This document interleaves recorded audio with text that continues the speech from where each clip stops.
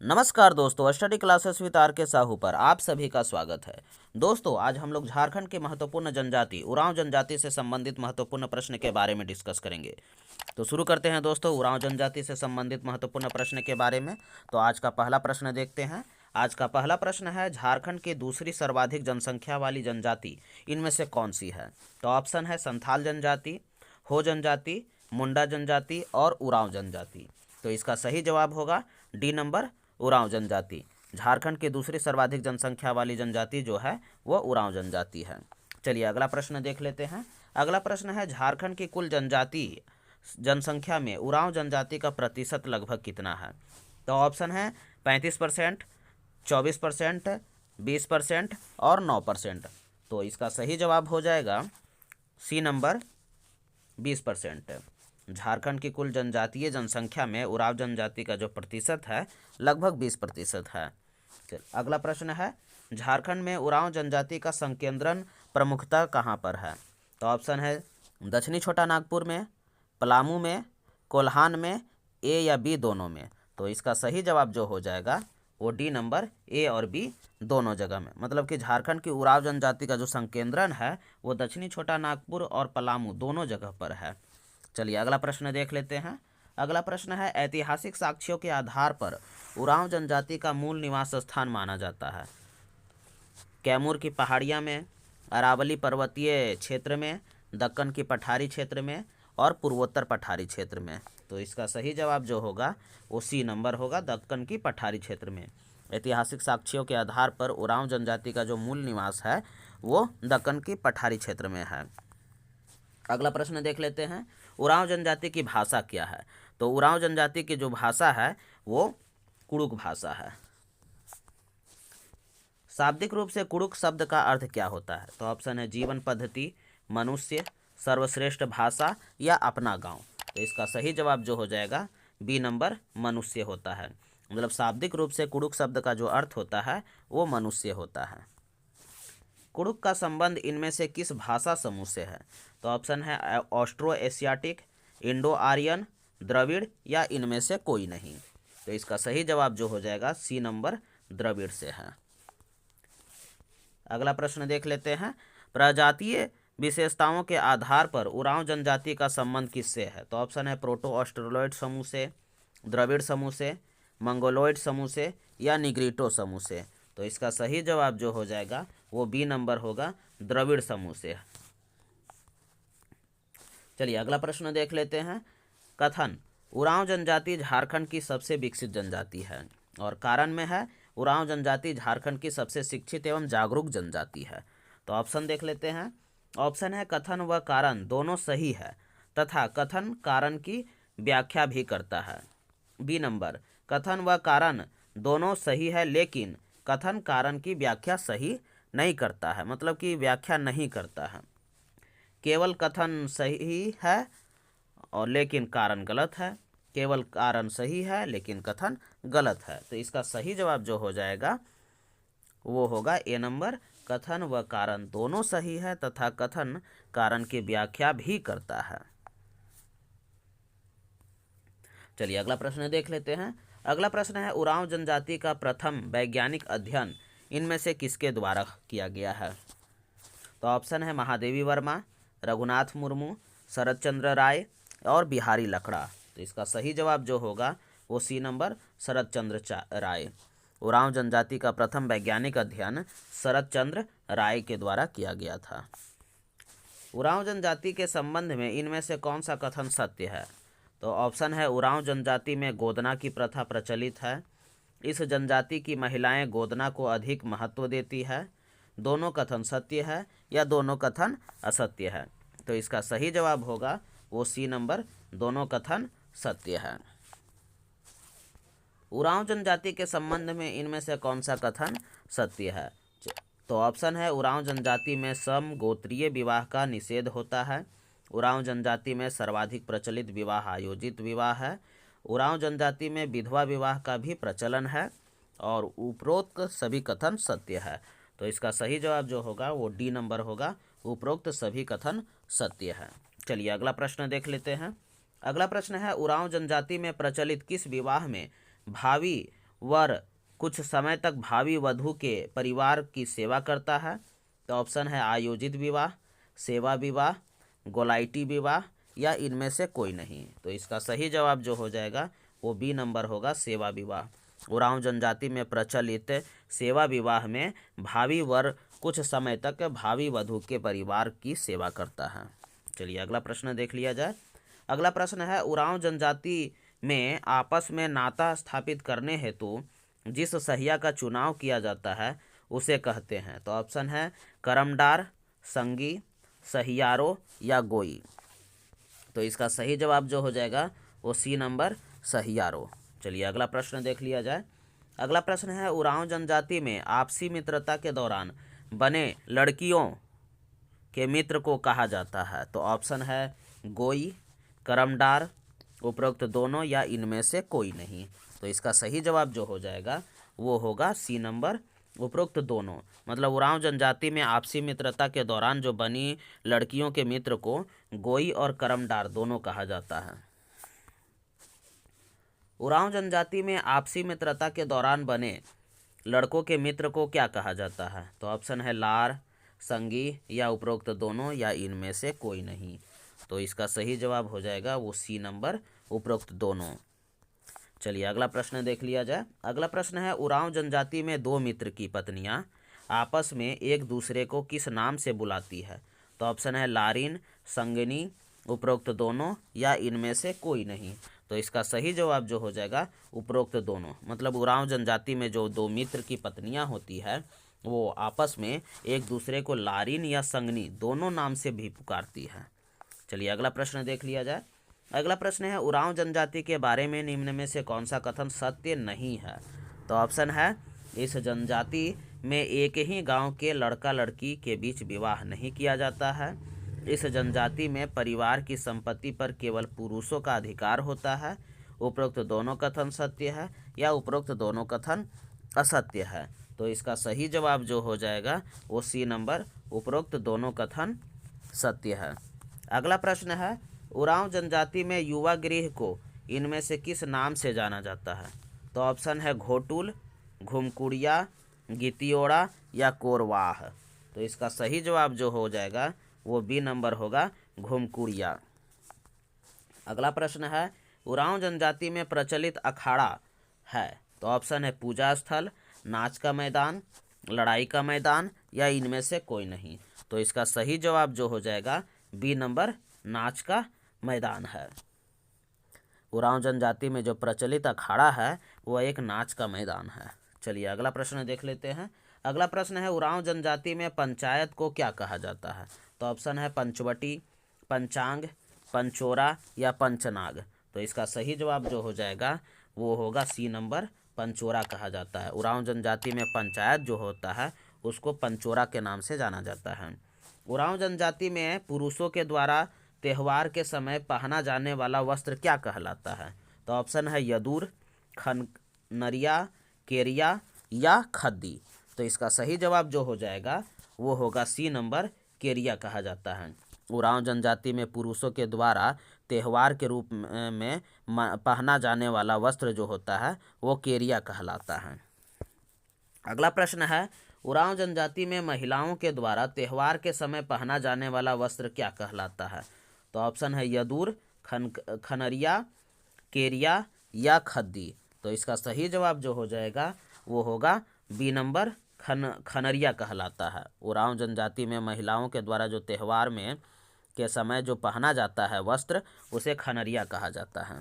अगला प्रश्न है, उरांव जनजाति में प्रमुख नृत्य को कहा जाता है? तो ऑप्शन है छौ, जप्पी, कोठारवा या यदूर। तो इसका सही जवाब जो हो जाएगा वो डी नंबर, यदूर कहा जाता है। चलिए अगला प्रश्न देख लेते हैं। अगला प्रश्न है, उरांव जनजाति द्वारा विभिन्न अवसरों पर किए जाने वाले शिकार के संबंध में निम्न में से कौन सा कथन सही है, मतलब कौन सा मिलान सही है? तो ऑप्शन है बैसाख विशु सेंद्रा, फागुन फागु सेंद्रा, सावन जेठ शिकार। तो कूट की सहायता से सही उत्तर का चयन करें। तो ऑप्शन है केवल एक सही, केवल एक और दो सही, उपरोक्त तीनों सही या इनमें से कोई नहीं। तो इसका सही जवाब जो हो जाएगा वो सी नंबर, उपरोक्त तीनों कथन सही है। मतलब बैसाख बीसू सेंद्रा, फागुन फागु सेंद्रा और सावन जेठ शिकार में के समय में खेला जाता है। उरांव जनजाति द्वारा किए जाने वाले औपचारिक शिकार को किस नाम से जाना जाता है? तो ऑप्शन है दौराहा शिकार, फागु शिकार, जेठ शिकार और माघी शिकार। तो इसका सही जवाब होगा ए नंबर, दौराहा शिकार। उरांव जनजाति द्वारा किए जाने वाले अनौपचारिक शिकार को दौराहा शिकार के नाम से जाना जाता है। उरांव जनजाति में वर्ष का प्रारंभ होता है। तो ऑप्शन है गेहूं की फसल काटने के बाद, धान की फसल काटने के बाद, धान की फसल लगने से पूर्व या होली के बाद। तो उरांव जनजाति का जो वर्ष जो प्रारंभ होता है वह धान की फसल काटने के बाद प्रारंभ होता है। चलिए अगला प्रश्न देख लेते हैं। उरांव जनजाति में इनमें से कौन सा त्यौहार धर्मेश देवता के नाम के सम्मान में मनाया जाता है? तो ऑप्शन है कर्मा, खद्दी, सरहुल और जतरा। तो इसका सही जवाब जो होगा वो डी नंबर, जतरा। उरांव जनजाति में जतरा त्यौहार के समय धर्मेश देवता के सम्मान में मनाया जाता है। जो जतरा त्यौहार मनाया जाता है वह धर्मेश देवता के सम्मान में मनाया जाता है। चलिए अगला प्रश्न देख लेते हैं। उरांव जनजाति में इनमें से कौन सा त्यौहार पशुओं के सम्मान में मनाया जाता है? तो ऑप्शन है सोहराय, सरहुल, जतरा और कर्मा। तो इसका सही जवाब होगा वो ए नंबर, सोहराय। अगला प्रश्न है उरांव जनजाति के संबंध में निम्न में से कौन सा कथन असत्य है? तो ऑप्शन है यह जनजाति अस्थायी कृषक बन गई है, इस जनजाति का प्रमुख भोजन चावल तथा जंगली पक्षी है, यह जनजाति बंदर का मांस नहीं खाती है, या उपरोक्त दोनों कथन सत्य है। तो इसका सही जवाब होगा डी नंबर, उपरोक्त दोनों कथन सत्य है। उरांव जनजाति के संबंध में इसमें से कौन सा कथन असत्य पूछ रहा है? तो इसमें डी नंबर ही होगा, उपरोक्त सभी कथन सत्य है, यही असत्य है। अगला प्रश्न है प्रारंभ में छोटा नागपुर क्षेत्र में आकर जंगलों को साफ करके कृषि कार्य करने वाले उरांवों के लिए प्रयोग किया जाने वाला शब्द कौन सा शब्द है? तो ऑप्शन है रैयत, जमींदार, भूइहर या खूंट कट्टीदार। तो सही जवाब हो जाएगा सी नंबर, भूइहर। अगला प्रश्न है उरांव जनजाति में मेहनत का विनिमय की प्रथा को किस नाम से जाना जाता है? तो ऑप्शन है अदला बदली, पसरी, कोड़ी या कोहा बेंजा। तो इसका सही जवाब होगा बी नंबर, पसरी। उरांव जनजाति में मेहनत का विनिमय करने की प्रथा को पसरी के नाम से जाना जाता है। अगला प्रश्न है उरांव जनजाति का प्रमुख पेय क्या है? तो ऑप्शन है शरबत, हड़िया, चाय या कॉफ़ी। तो इसका सही जवाब जो हो जाएगा वो बी नंबर, हड़िया है। निम्न में से कौन उरांव जनजाति का प्रमुख देवता है? तो ऑप्शन है धर्मेश, डिहवार, मरांगबुरु या बोंगा। तो सही जवाब इसका होगा ए नंबर, धर्मेश।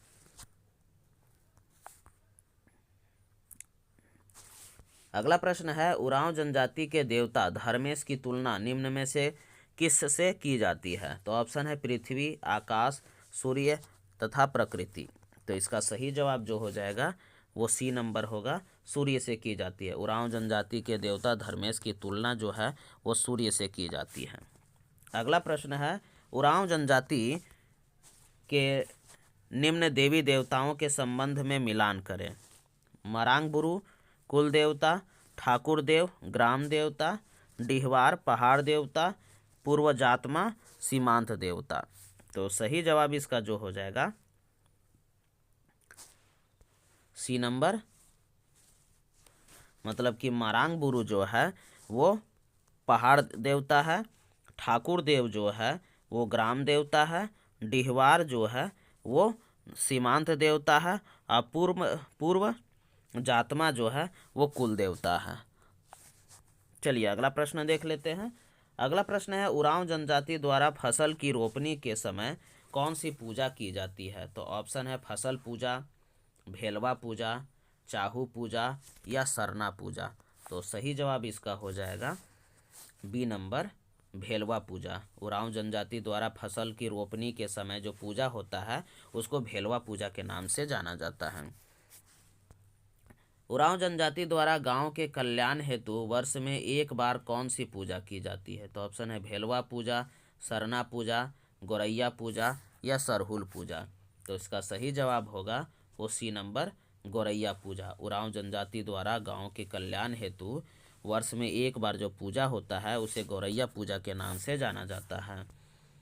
उरांव जनजाति में गांव के धार्मिक प्रधान को क्या कहा जाता है? तो ऑप्शन है ठाकुर कहा जाता है, पाहन कहा जाता है, मांझी कहा जाता है या पुजार कहा जाता है।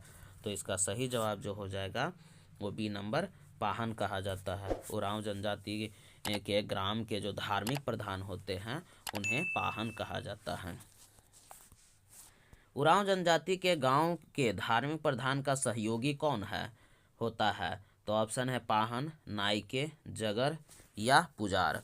तो इसका सही जवाब जो होगा वो डी नंबर, पुजार। उरांव जनजाति के गांव के जो धार्मिक प्रधान होते हैं पाहन, उसका सहयोगी पुजार होता है। चलिए अगला प्रश्न देख लेते हैं। उरांव जनजाति का मुख्य पूजा स्थल क्या है कहलाता है? तो ऑप्शन है अखाड़ा, मंदिर, सरना या शासन। तो इसका सही जवाब जो होगा वो सी नंबर, सरना। उरांव जनजाति का जो मुख्य पूजा स्थल होता है उसे सरना के नाम से जाना जाता है।